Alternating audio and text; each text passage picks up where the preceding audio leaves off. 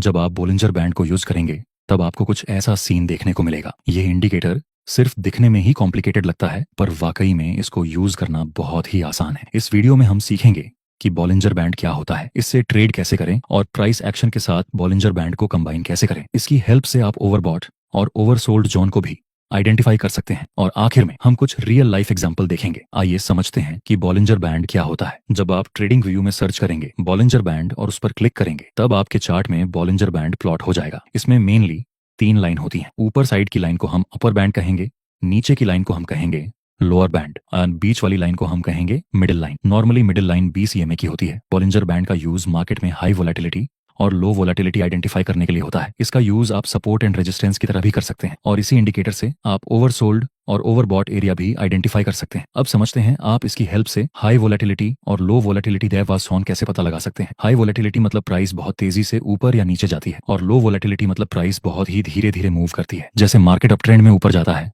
फिर नीचे आता है, फिर ऊपर जाता है। इसी तरह मार्केट कुछ टाइम हाई वोलेटिलिटी में मूव करता है, फिर लो वोलेटिलिटी, फिर हाई वोलेटिलिटी। इस तरह मार्केट इस साइकिल में मूव करता रहता है। जब मार्केट में लो वोलेटिलिटी हो या फिर मार्केट साइडवेज होता है, उसी समय बॉलिंजर बैंड का अपर बैंड और लोअर बैंड बहुत ही नैरो हो जाता है। और जब मार्केट वोलेटिलिटी जोन में होता है तब बॉलिंजर बैंड बहुत ही वाइड हो जाता है। हाई वोलेटिलिटी तब बॉलिंजर बैंड वाइड, लो वोलेटिलिटी तब बॉलिंजर बैंड नैरो। जब मार्केट साइडवेज जोन में होता है और बॉलिंजर बैंड भी नैरो हो जाता है। इसका मतलब कि अब आगे एक बड़ा मूव आ सकता है ऊपर या फिर नीचे। लेकिन इसमें प्राइस एक्शन के साथ ट्रेड कैसे करना है, जो कि सबसे ज्यादा महत्वपूर्ण है, उसके बारे में हम आगे डिस्कस करेंगे। अब समझते हैं कि बोलिंजर बैंड्स को आप सपोर्ट रेजिस्टेंस की तरह कैसे यूज कर सकते हैं। देखिए, इसमें प्राइस हमेशा यह 2 बैंड्स के अंदर अंदर मूव करेगी। जब प्राइस इस लोअर बैंड को टच करे तो ये लोअर बैंड सपोर्ट की तरह काम करेगा। जैसे कि यहाँ आप देख सकते हैं प्राइस नीचे आती है और यह लोअर बैंड को टच करके प्राइस ऊपर की डायरेक्शन में मूव करती है। इस तरह जब प्राइस इस अपर बैंड को टच करे तब यह अपर बैंड आगे रेजिस्टेंस का काम कर सकती है। जैसे कि यहाँ प्राइस ऊपर जा रही थी और इस अपर बैंड का रेजिस्टेंस लेकर नीचे गिरी। पर दोस्तों, इसमें आपको बहुत बार फेक सिग्नल का सामना करना पड़ेगा। यहाँ पर देखिए, प्राइस लोअर बैंड को टच करके ऊपर गया, यहाँ प्राइस अपर बैंड को टच करके थोड़ा सा नीचे गिरा। यहाँ पर तो बॉलिंजर बैंड ने सपोर्ट रेजिस्टेंस का काम किया, लेकिन आगे हम देखें तो प्राइस इस ऊपर बैंड को टच करता है लेकिन प्राइस नीचे नहीं आता। और फिर हम आगे देखें तो फिर से प्राइस इस बैंड को टच करता है, लेकिन यहाँ भी प्राइस नीचे नहीं आता है और ऊपर चला जाता है। बॉलिंजर बैंड ने यहाँ 2 बार सपोर्ट रेजिस्टेंस का काम किया और 2 बार सपोर्ट रेजिस्टेंस का काम नहीं किया। इसीलिए मेरा सजेशन रहेगा कि आप बॉलिंजर बैंड को सपोर्ट रेजिस्टेंस की तरह यूज ना करें। आप इसको ओवरसोल्ड और ओवरबॉट जोन को आइडेंटिफाई करने के लिए उपयोग में ले सकते हैं। कैसे समझते हैं? देखिए, जब मार्केट अपर बैंड को ब्रेक कर देता है तो इसका मतलब होता है कि प्राइस अभी ओवरबॉट है, जिसमें आगे मार्केट में एक पुल बैक देखने को मिल सकता है या फिर ट्रेंड रिवर्सल हो सकता है। इस तरह अगर प्राइस लोअर बैंड को नीचे की तरफ ब्रेक कर देता है तो इसका मतलब हुआ कि अब मार्केट ओवरसोल्ड हो चुका है। आगे या तो हमें एक पुल बैक देखने को मिल सकता है या फिर यह डाउन ट्रेंड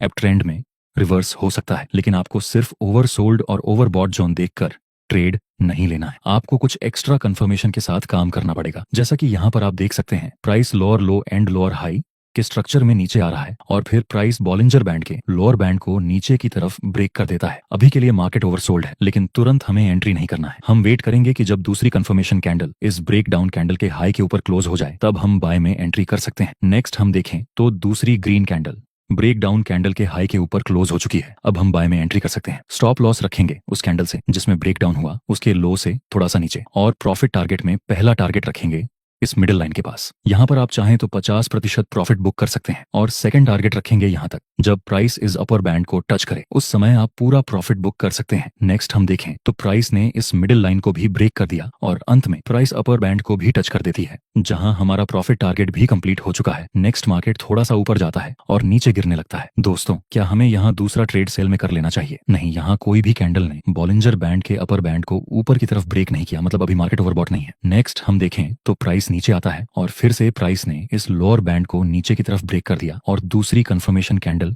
इसके हाई के ऊपर क्लोज हो चुकी है। अब हम एक बार फिर से बाय में एंट्री कर सकते हैं। यहाँ भी हमारा एसएल इस कैंडल के लो से थोड़ा सा नीचे रहेगा और प्रॉफिट टारगेट में पहला टारगेट इस मिडिल लाइन तक और दूसरा टारगेट इस अपर बैंड तक। नेक्स्ट हम देखें तो यहाँ भी हमारे दोनों ही टारगेट कंप्लीट हो गए हैं। दोस्तों, अभी हमने 2 ट्रेड लिए। दोनों ही ट्रेड में हमने सिर्फ बॉलिंजर बैंड का यूज किया था, लेकिन कैसा रहेगा अगर हम प्राइस एक्शन और बॉलिंजर बैंड को कंबाइन कर दें? जब हम प्राइस एक्शन के साथ बॉलिंजर बैंड को कंबाइन कर देंगे तब हमारी एक्यूरेसी नेक्स्ट लेवल हो जाएगी। चलिए समझते हैं प्राइस एक्शन के साथ बॉलिंजर बैंड को कैसे यूज करना है। देखिए, सबसे पहले हमें ऐसा जोन आइडेंटिफाई करना है जिसमें दोनों बैंड नैरो हो। यहाँ पर हमारे पास ऐसा ही एक जस्ट जोन है। फिलहाल दोनों ही बैंड नैरो हैं, मतलब लो वोलेटिलिटी। अब आगे हो सकता है कि मार्केट किसी भी एक डायरेक्शन में मूव करे, या तो ऊपर या फिर नीचे। कुछ भी करने से पहले हम एक बार प्राइस एक्शन के इंपॉर्टेंट की लेवल ड्रॉ कर देंगे। यहाँ पर ये रेजिस्टेंस और यहाँ पर यह सपोर्ट। अब अगर ये रेजिस्टेंस ऊपर की तरफ ब्रेक होता है और दूसरी कैंडल इस कैंडल के हाई के ऊपर क्लोज हो जाए, तब हम बाय में एंट्री कर सकते हैं। और अगर ये सपोर्ट ब्रेक होता है और दूसरी कैंडल इस कैंडल के लो के नीचे क्लोज हो जाए, तब हम सेल में एंट्री कर सकते हैं। नेक्स्ट हम देखें तो प्राइस ने इस सपोर्ट को ब्रेक कर दिया नीचे की तरफ, और दूसरी कैंडल भी इस कैंडल के लो के नीचे क्लोज हो चुकी है। अब हम सेल में एंट्री कर सकते हैं। इसमें हमारा स्टॉप लॉस रहेगा ब्रेक डाउन वाली कैंडल के हाई से थोड़ा सा ऊपर, और प्रॉफिट टारगेट हम रखेंगे एसएल से 2 गुना ज्यादा। चलिए देखते हैं आगे क्या होता है। नेक्स्ट हम देखें तो कुछ ही समय में हमारा प्रॉफिट टारगेट कंप्लीट हो चुका है। चलिए एक दूसरा एग्जाम्पल देखते हैं। यहाँ पर आप देख सकते हैं अभी बॉलिंजर का अपर बैंड और लोअर बैंड बहुत ही नैरो है, मतलब आगे किसी भी एक डायरेक्शन में ये बैंड ब्लास्ट कर सकता है। एक बार हम प्राइस एक्शन के अकॉर्डिंग भी सपोर्ट और रेजिस्टेंस ड्रॉ कर देंगे। नेक्स्ट हम देखें तो मार्केट अभी भी साइडवेज रेंज में मूव कर रहा है, जो कि हमारे लिए एक अच्छी बात है, क्योंकि जब प्राइस बहुत ज्यादा टाइम तक किसी साइडवे रेंज में मूव करता है और उसके बाद ब्रेकआउट मिलता है, चाहे ऊपर या नीचे, ऐसे ब्रेकआउट में बड़े बड़े मूव्स मिलते हैं। आइए देखते हैं आगे क्या होता है। नेक्स्ट हम देखें तो फाइनली प्राइस ने इस रेजिस्टेंस को ऊपर की तरफ ब्रेक कर दिया। अब हम वेट करेंगे कंफर्मेशन कैंडल का। नेक्स्ट दूसरी कंफर्मेशन कैंडल इस ब्रेकआउट कैंडल के हाई के ऊपर क्लोज हो चुकी है। अब हम बाय में एंट्री कर सकते हैं। इसमें आप यहाँ पर स्टॉप लॉस रख सकते हैं इस ब्रेकआउट कैंडल के लो से थोड़ा सा नीचे, और प्रॉफिट टारगेट के लिए एसएल से 2 गुना ज्यादा। नेक्स्ट हम देखें तो बहुत ही तेजी से मार्केट ऊपर जा रहा है। आखिर में प्राइस ऊपर जाने के बाद नीचे गिरने लगती है, लेकिन अभी भी हमारा प्रॉफिट टारगेट कंप्लीट नहीं हुआ। ट्रेड लेने के बाद या तो हमारा स्टॉप लॉस हिट होगा या फिर प्रॉफिट टारगेट।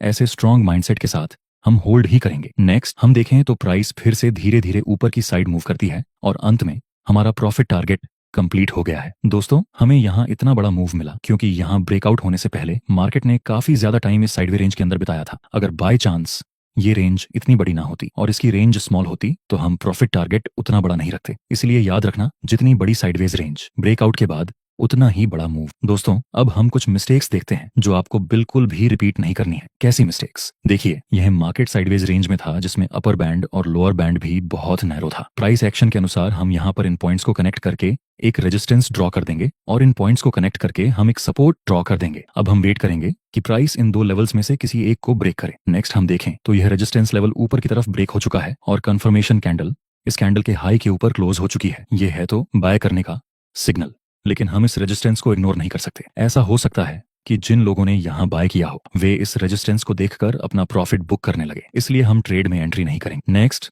मार्केट इसी जगह से नीचे गिरने लगता है। आपको प्राइस एक्शन के बेसिक को कभी नहीं भूलना चाहिए। दूसरी मिस्टेक को भी हम एग्जांपल से सीखेंगे। देखिए, यहाँ पर मार्केट साइडवे रेंज में मूव कर रहा था और बॉलिंजर बैंड भी एकदम ही नैरो था। नेक्स्ट एक बड़ी रेड कैंडल के साथ मार्केट नीचे आता है। दोस्तों आपको हमेशा कंफर्मेशन कैंडल का वेट करना है। इतनी बड़ी रेड कैंडल देखकर आप तुरंत सेल में एंट्री नहीं कर सकते, इसलिए on wait for confirmation candle. आगे हम देखें तो मार्केट जितनी स्पीड से नीचे आया था उससे डबल स्पीड में ऊपर चला गया। ये दोनों मिस्टेक्स को आप अपनी जर्नल में लिख लेना। दोस्तों आपको यह वीडियो कैसा लगा अपने रिव्यू कमेंट सेक्शन में जरूर बताएं।